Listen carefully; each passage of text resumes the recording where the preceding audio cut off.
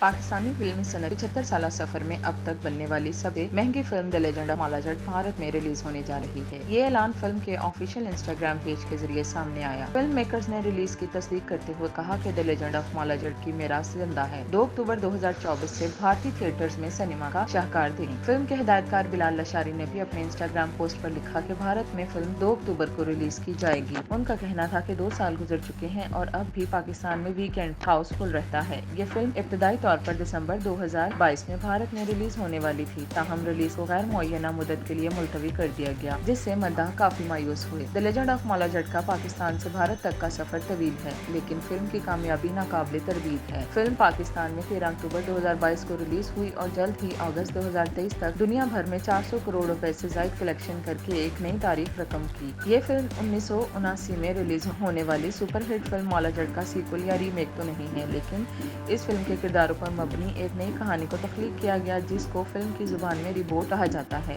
गुज़िश्ता बरस the legend of माला जट को यूरोपीय मुल्क नॉर्वे में होने वाले सालाना बॉलीवुड फिल्म फेस्टिवल में बेहतरीन फिल्म का अवार्ड दिया गया था। फिल्म की कास्ट में फवाद खान, माहिरा खान, हमजा अली अब्बासी, हुमायूं मलिक, गौहर रशीद व दीगर अदाकार शामिल हैं। ये फिल्म 2 अक्टूबर 2024 को भारत में रिलीज होगी और इसके डिस्ट्रीब्यूटर जी स्टूडियो हैं।